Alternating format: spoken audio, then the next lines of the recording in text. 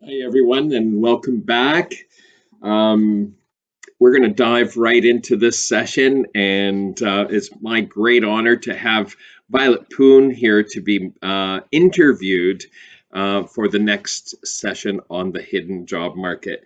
Violet Poon is a senior human resources generalist with Tenfold HR Solutions.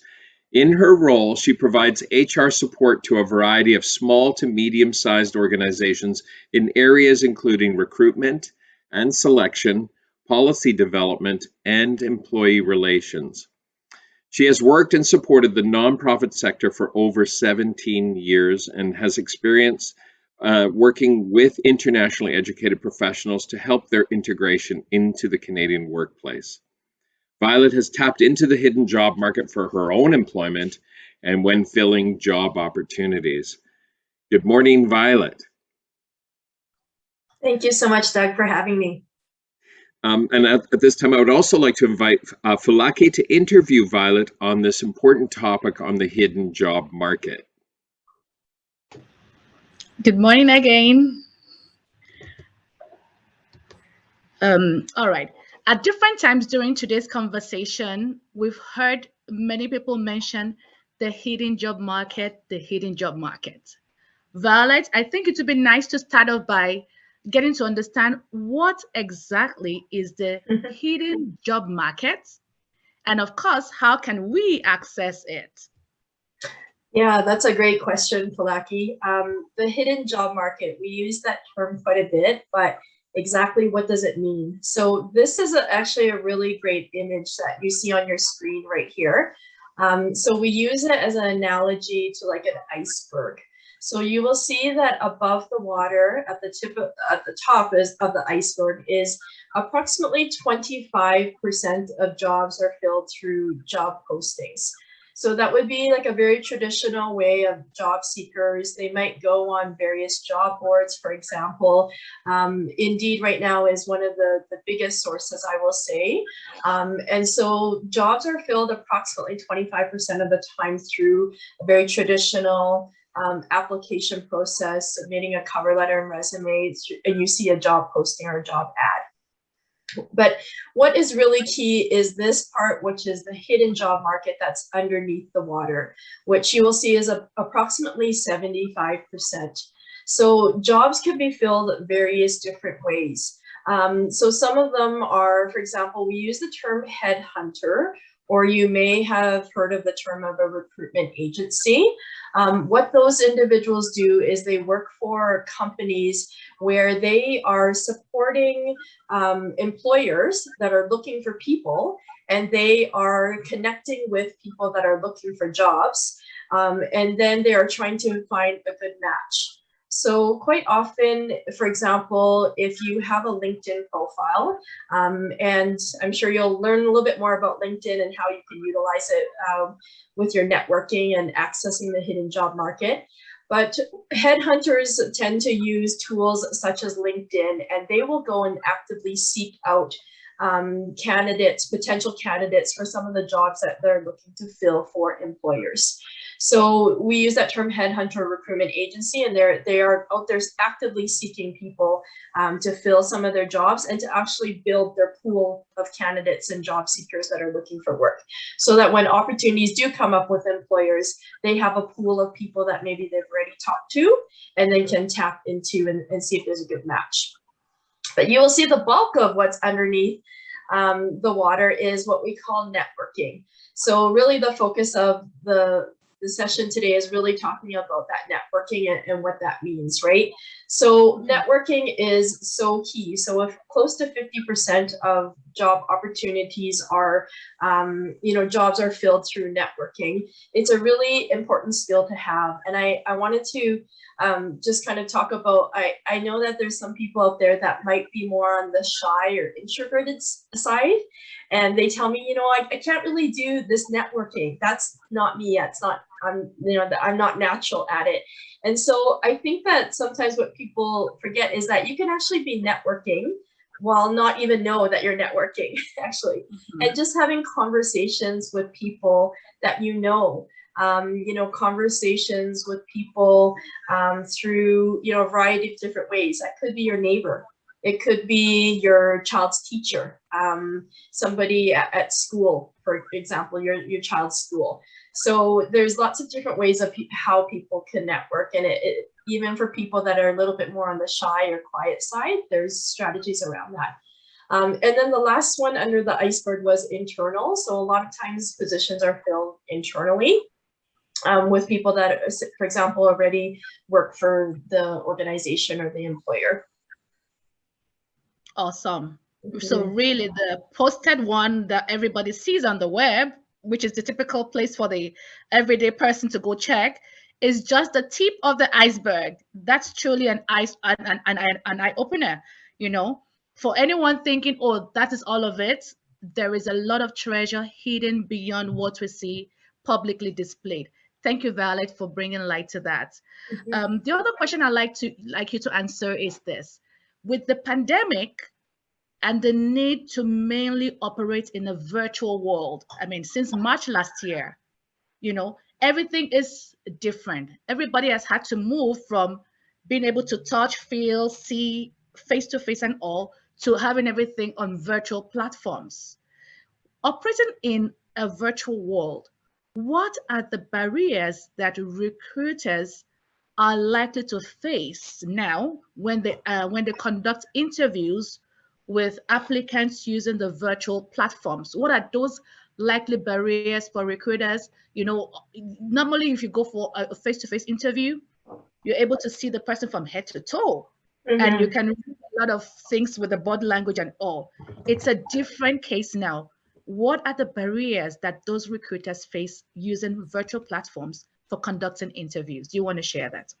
Yeah, I think in just not even just the interview process, but challenges that people face for recruiters that are looking to fill jobs is how to connect with job seekers. So everywhere from how to make those connections. So there's lots of actually virtual tools that job seekers can use and that people that are recruiting to fill positions can use. So I talked about LinkedIn, but there's other social media platforms as well. For example, there's a number of Facebook groups that are looking to connect, that are for employers looking to hire people and for job seekers looking for employment. So there has been ways, I think, that we still can connect in a virtual world and have been doing so, for example, like virtual job fairs, connecting with recruitment agencies on LinkedIn, calling people as well. Trying to build that network that people have. So whether, as I mentioned, whether that be your neighbor, your friend, your family, the teachers at the school of your children's school or other parents, there's lots of still ways I think that people can still connect and continue to build that network. From people like for myself that it's recruiting and looking for candidates to fill some of the jobs.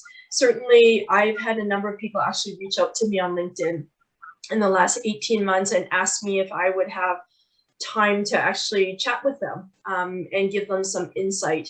And so there has been some times where I've been a little bit slower during the pandemic, and I've had actually opportunities to connect with people over the phone or do a virtual chat with them and talk with job seekers and give them some tips.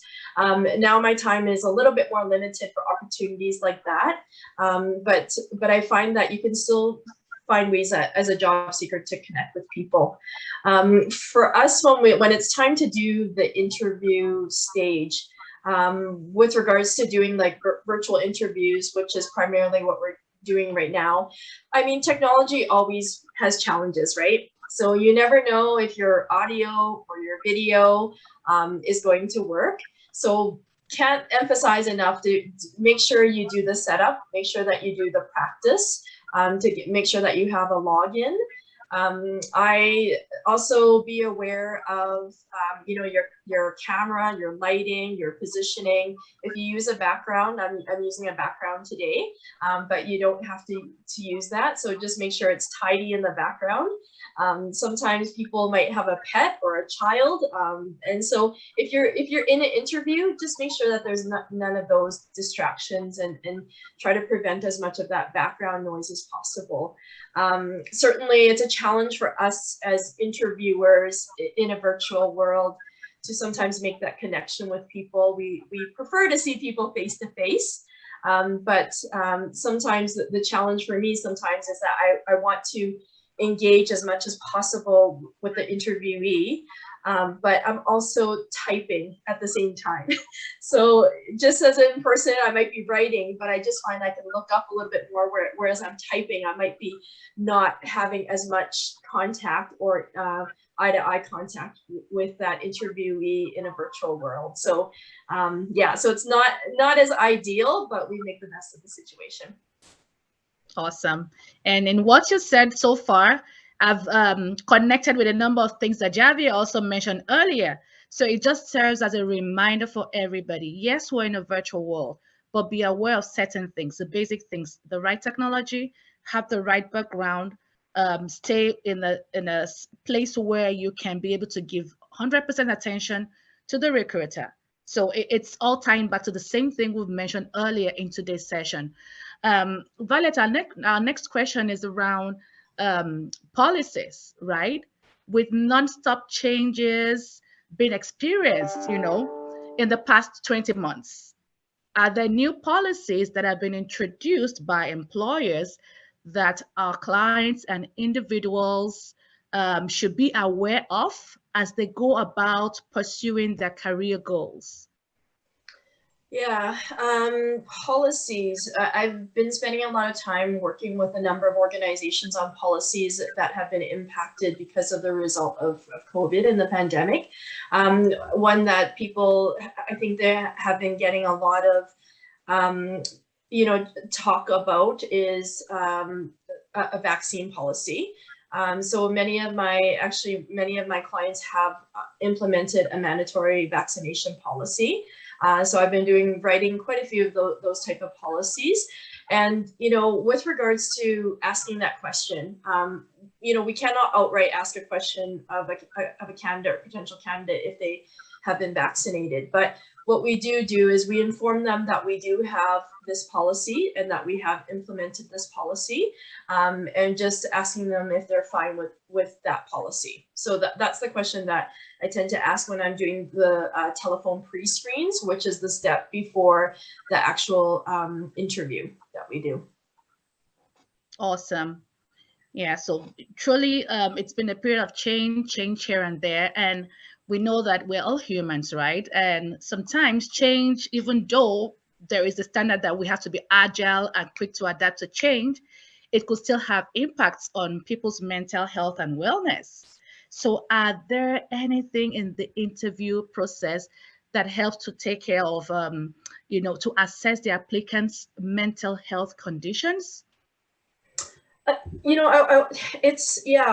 Mental health and mental well-being right now is a really important topic, especially for employers. When we're talking about the impacts of the pandemic, and many of my clients are still working in a full remote environment or working in an environment which might be a hybrid model, we're really concerned about employees' well-being and engagement. In the interview, we cannot ask questions about a person's, mental well-being or their physical health or anything like that. But what I think from an employer perspective is that we want to set people up for success. And that means that we're adapting to different ways that we're working right now. And especially when we're hiring staff right now that are, we're hiring a new staff and they don't have an opportunity to have face-to-face onboarding, for example, we as employers need to take that responsibility on how we support employees during this time to ensure that they're getting the supports they need, that we provide them with the training, the questions, that there's a process to support them the best that we can. I think that, yeah, it is very important right now, everybody's well-being and how we are working. We don't ask questions, you know, in an interview or anything like that. We want to assess candidates on what we can do to set them up for success in the position, and assessing them on, you know, what we've documented in our job posting for the qualifications. And we want everybody to be, you know, to be well in, not only in their work, but doing well in life in general, right? So yeah, so that's actually, that focus right now is very important. I've had a number of clients talk about how they can improve employee engagement and talking about onboarding of new staff and how could we do that effectively when we're not doing that in person at this time. Yeah, I can imagine that's actually requires plenty of thinking outside the box for many employers now, because it's certainly not the same thing. And in reality, you can't give what you don't have. So if you have employees, you want them to bring their best selves to work. Yes, it's important that they have the resources to help them be their best selves at work, at home, and beyond the workplace. Thank you for sharing that, Violet. I'd like to say to the audience, if you have questions, please put them in the question and answer box and we'll come to them afterwards. Violet, back to you again. Just one more question. What are the other things you recommend for people, you know, as they work towards networking, job search, career goals pursuit? Just generally, what else would you recommend? So one of the questions I get asked very often is, how do I network when I don't have a network? Or how do I network when I don't know people, or I'm new to the city or the country, right? And I think, again, networking is it doesn't have to be going out there and actively, like, you know, trying to you know, talk to everybody and try to connect with everybody, but really starting with your own circle, whether that be your friends, your family, your neighbors, the people that I have mentioned, and just letting them know if you're a job seeker, if you're looking to gain information about your profession, or you want to know about you know, what's happening in the market for your profession. I think there's lots of people out there that are willing to share, and so you start building from there, and you start asking those individuals who they know that they might be able to connect you with. And I think that's the key thing. I think there's a lot of kind people here, you know, that I see on my screen, and just out in the community as well. So you start building from there, and you start talking to more people. You know, send out messages on LinkedIn to connect with people and see if they have time to converse with you or give you some tip, or maybe connect you with other people. I cannot emphasize enough in terms of that iceberg visual that we had. Yeah, how important it is, because I was just thinking before coming to this session, the last 5 employment opportunities I've had, one of them was me actually applying for a job posting. All of the other 4 were through my connections and just people that, you know, I connected with. And even when I wasn't looking for employment, you know, opportunities might come up because people just, you know, you get connected with people and you start talking. So it is such a important thing to kind of put some emphasis on, and develop some skills in terms of your elevator pitch, which you may have talked about earlier today, or maybe we'll be talking about. So all of those things are very important for job seekers. Thank you very much, Violet. And you've mentioned LinkedIn and some other social media platforms. So that will lead us into our very next segment. And I'll hand over to Tonya to moderate the segment on networking in a virtual world. Over to you, Tonya. Well, moderating with my beloved colleague, Javier, and I can tell you guys, we live off of LinkedIn. So Javier, let's do a rapid fire so that we have a lot of time for Q&A. Why don't you just touch on your top 3 favorite things about LinkedIn? Okay. Well, it's going to give you touch points that you wouldn't otherwise get. If you're trying to network just at events, you're really, really limiting your network. So LinkedIn, being able to reach out to people through groups and send messages to people. If you wanted to go the route of spending a bit extra and getting the premium membership, again, these are all door opening opportunities for you to reach out and touch on more people in a given time period.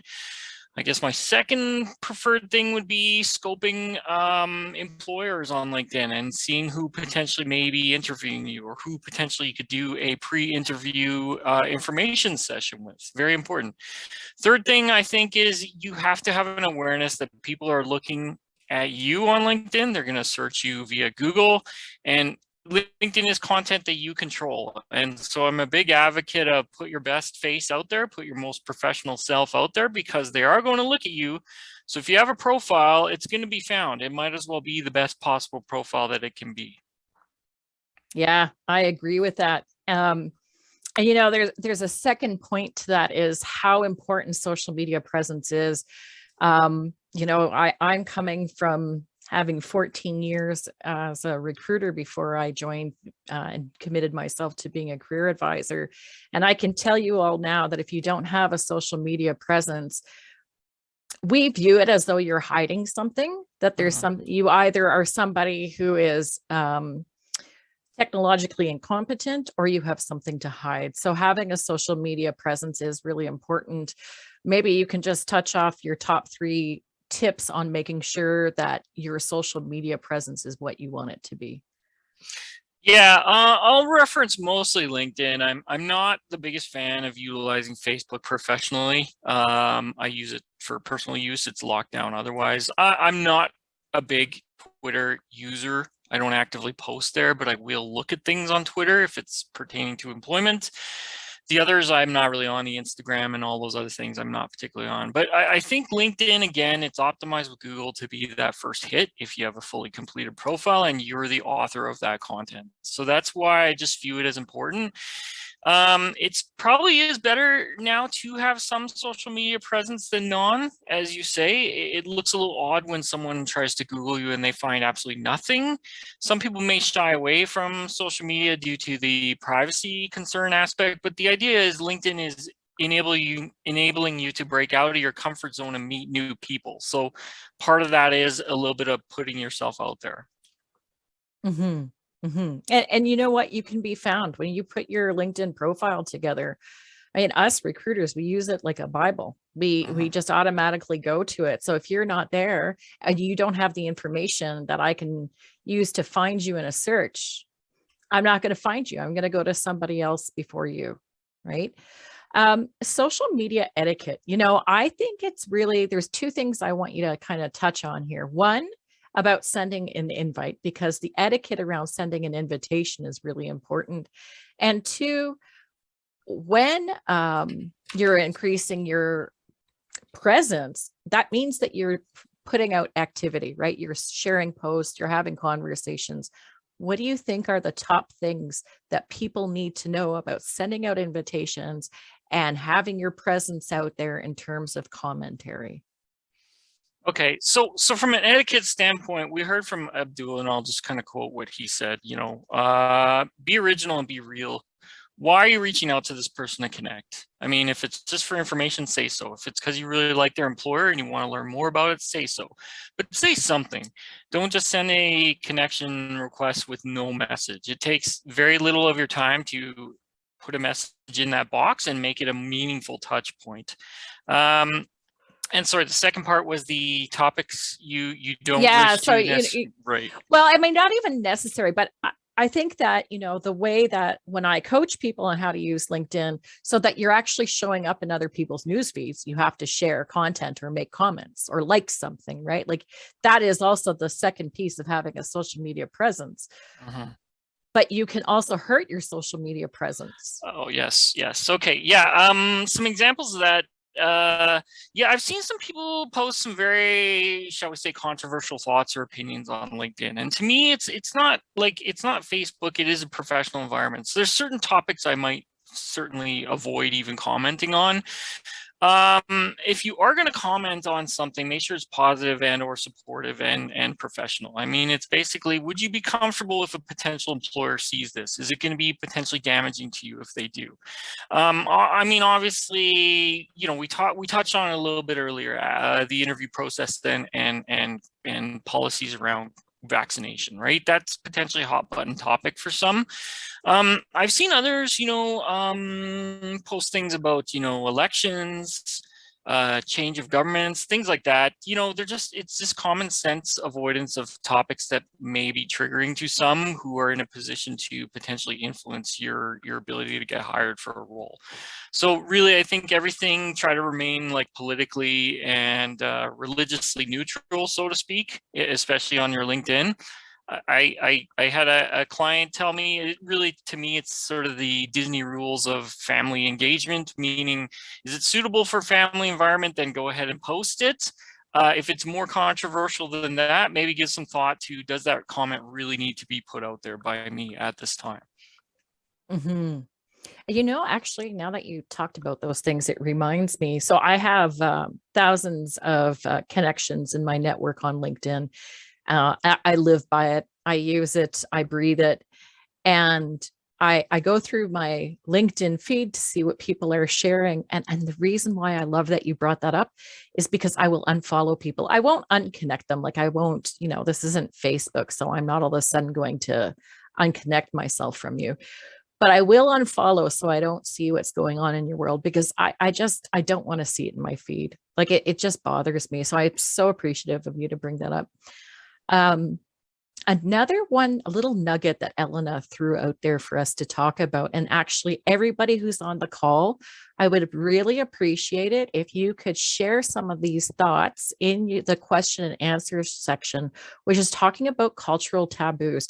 So one of the ones that we know based on Elena, which I wasn't even aware of, was that some people don't want people in their country of origin knowing that they're looking for work. And of course, we encourage people to say that they're looking for work on LinkedIn here in Canada. Like, how do you address that?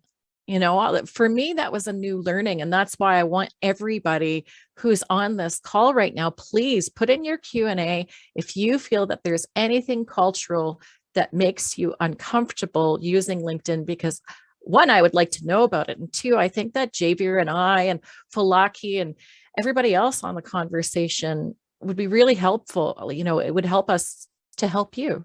So thoughts on not wanting people to see you, that you're unemployed? Yeah, again, I haven't lived that experience, so I can't speak to that particular cultural fear. I can speak to it from the perspective of, I think your peers from back home would be really more impressed if you landed that job, and then you could tell them, you know, here's what I did to land that. So it's kind of perhaps a view that someone's passing judgment on you from afar. And look, that's just the way business is done here. It's basically, you have to put yourself out there. You have to be courageous and bold and let people know what you're looking for and what your skills and competencies are, and really push yourself out there. I don't think a job is necessarily going to come to you. You really have to kind of force that issue, if you will. So I think perhaps it's just a shift in a cultural mindset to some degree. But again, I haven't lived that experience, so I can't really effectively comment on the fear itself. Mm-hmm. Yeah, you know, I think that we could actually blow up what you said into a little bit of a bigger way. And you know, when you're talking to people back home, why don't you say, holy smokes, this culture is so different. Can you believe that they actually want us to network? Can you believe that the way that we get work is also by publicly saying we're looking for work? And just making them aware that, wow, like this place is so different. Can you believe, you know, and allowing people to go, wow, you know, even if it's from the perspective of, wow, those Canadians are crazy, you know, better to be flowing with the crazy Canadians doing the things that you need to do to get a job than to be unemployed and remain unemployed because you're trying to cater to family and friends overseas. Those are just my thoughts. And I don't know, because we've got 2 more minutes left before we get to go into the bigger Q&A. And again, I really hope that, you know, people are going to ask lots of questions. Start to answer it now. Start typing in your questions now so that we can get to them as soon as we wrap up here. But what other like top 3 tips would you give for LinkedIn that you haven't talked about yet?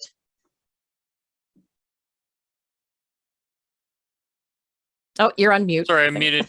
Everyone has expertise. Everyone brings value to the conversation. So if you're going to comment on something in your feed, not only don't just like it and move on. If you have a thought, put it in there, address the author of the content, say you appreciate what they have to say, add something of value to the conversation. So there's one thing.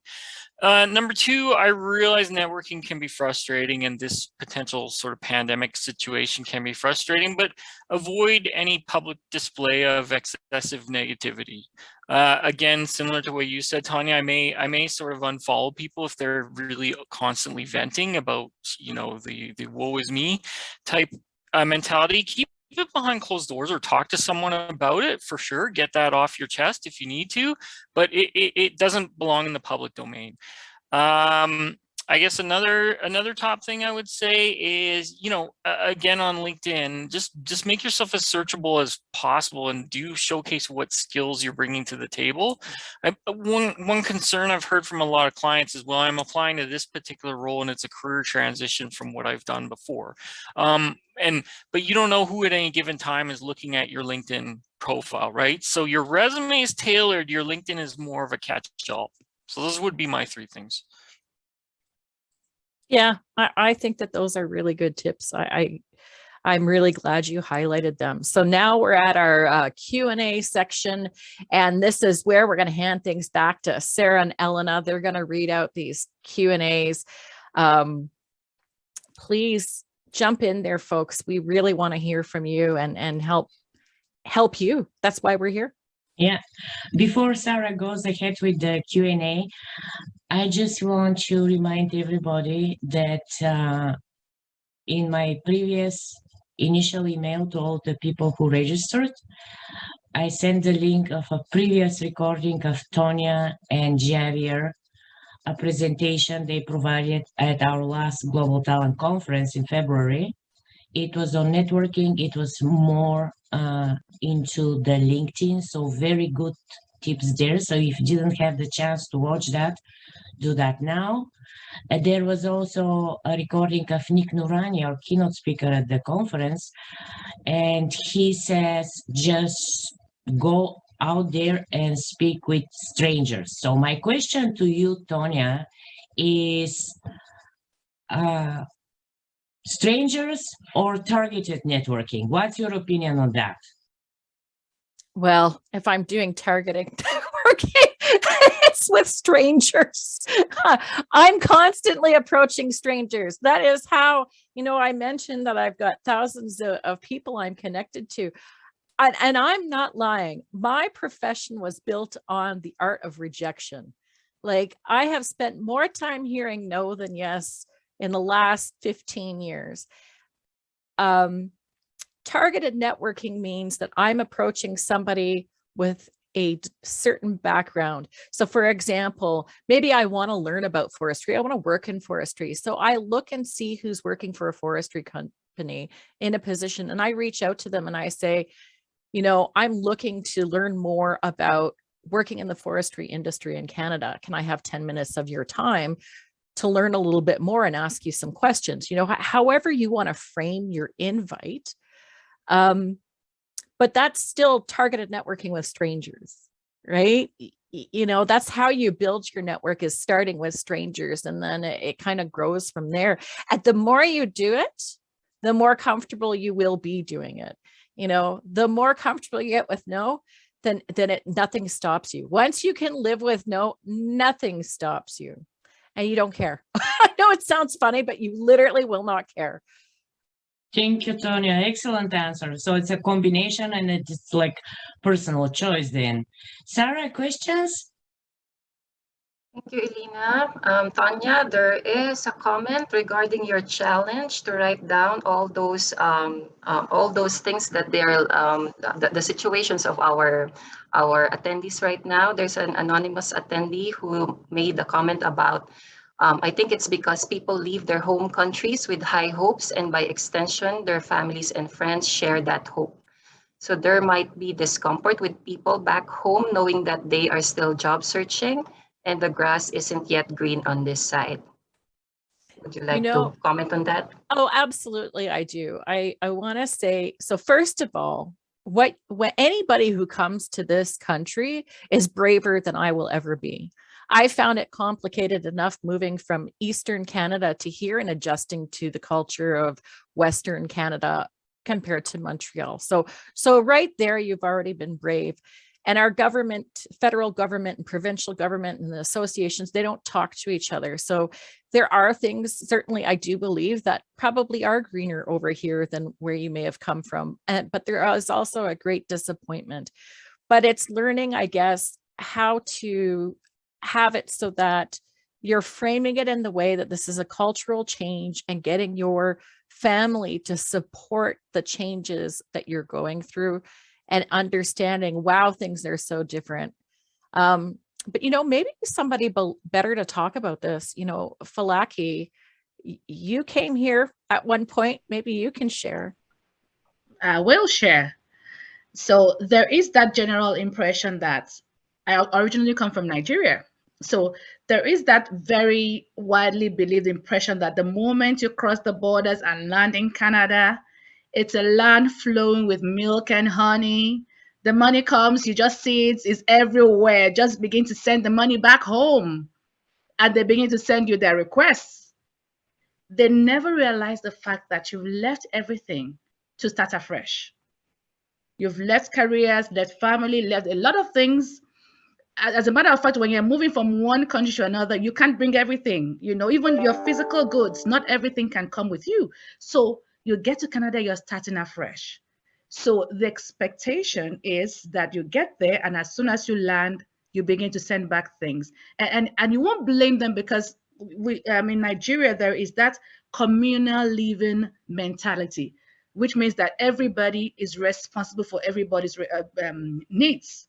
You're like your parents' pension plan, so to speak. So you're like the person that will feed your parents when they're in retirement. So they invest so much in you, send you to school, do everything to make sure you get that education that will get you that dream job to take care of them. And then if you now decide that, oh, you're going to Canada, oh, that even makes it even more jolly. You're going there to bring out the money. But the reality is it's not the same. So what you have to do as an individual is to manage their expectations. Let them realize you're starting afresh, and Rome was not built in a day. So also you're not going to make it in a day. Yes, from time to time, you send them money, manage the expectations, you work on a budget. Based on my income, this is what I can afford, live with it. Because some of them might think that, oh, it's easy to make money abroad. Just send the money back. I don't care how you make it, bring it back. No. So you have to manage the expectations that just as Rome was not built in a day, you're starting out fresh and it'll take you a while to stabilize. And they shouldn't expect too much, because you're also managing everything new. So in all honesty, it's not an easy experience. It's easier said than done, but it is doable. It's doable. I know we come from a background where the term talking back to your parents as disrespect, but there are ways to table it to people back home to make them realize that you also need some time to settle in, because it's a change for you as well. Yeah. So they're expecting that you get a job from day one. It doesn't work that way. And there's nothing to be ashamed of, You sometimes take a dip. You take a dip in order to launch out. If you're launching out a bow and an arrow, there's always that first backward stretch before you release, and then it launches, right? So it's similar to that. So just explain to them in that light that, yes, I'm looking for a job. It's nothing to be ashamed of, because that is the only way I can get the money to take care of the needs of family back home. So. Oh, that was so beautifully put. Thank you for sharing that. I really appreciate that. I hope the audience does too, but that was very enlightening for me. Right. So I believe there are a few more questions which we can answer later on. But maybe Doug may want, because that was just an amazing session, I believe. Doug, what do you think?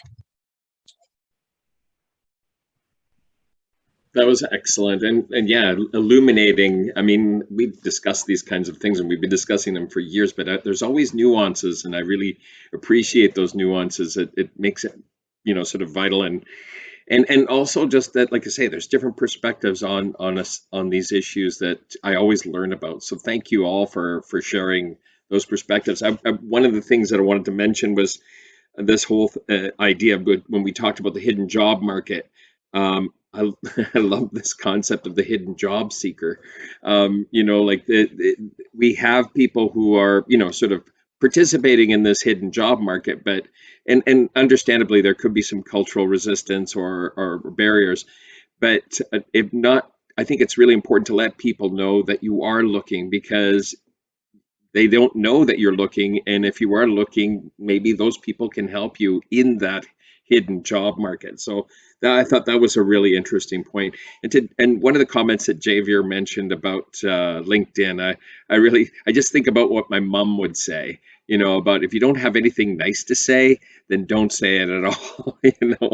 And I think there's certain things that you should try and resist from commenting on. And I think it's religion, sex, and politics. I think those are the kinds of things you might want to just sort of refrain from commenting on at your peril. I mean, if you do decide to make comments on it, it could come back on you. So those are the kinds of sort of initial comments that regarding the conversation we just finished. I'm noticing that we are at 11:55, and I know Elena's giving me the raised eyebrows. And, so I'll just comment here just and close up for all of us. I hope that today's Smart Connections learning event was a good investment of your time, all of you that were participating, and that the knowledge you gained today can lead to building more of your social capital, as well as achieve success while on your career journey. So to the question of our topic today, why should I say yes to networking? For me personally, I would respond with an emphatic yes. Why? Because relationships matter. By networking and making connections with one another and keeping them over time, people can work together to achieve great things that they either could not achieve by themselves or could only achieve with great difficulty. As you move forward, I ask you to please remember to exercise patience, kindness, and compassion for others and for yourself. These are tough times, and I think we have to remind ourselves that. And people are going through some difficult times, even though there may be some great opportunities out there. Also, remember the key learnings you have made during your immigration journey. These are resilience, agility, and flexibility. Lean on these internal resources as we all work towards a full economic recovery, and that you find your place in the job market here in Alberta and in Canada. We will be posting the recordings of today's webinar on our YouTube channel shortly, and in our follow-up email, we'll send you the link to subscribe. We'll be sending out an electronic evaluation of the webinar, and we hope that you can take a moment to give us some feedback so that we can make future events even better and even more relevant. We truly value your opinion. I'd like to thank all of our speakers for their amazing and insightful presentations today. I know that even Violet has a deadline today, and I really appreciate her taking the time out, and she looks cool as a cucumber, really calm there, Violet. I know you're probably itching to get to that deadline right away. So thank you for participating, and everyone else, please thank you for sharing your insights. I think this is really valuable, and this is really a sort of a broader sense of mentorship, which is what we're all about.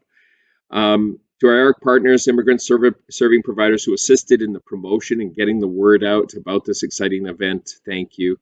And of course, to all of you internationally educated professionals who attended today's event, thank you for attending.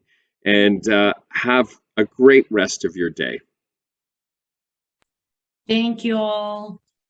Goodbye, everyone. Thank Thank you. you. Have a great day. Have a wonderful day. And see you soon Thanks for in our having next me. event. Have a great day. Bye bye. Bye bye. Thanks again. Bye, everybody. Bye, Thank you. everyone.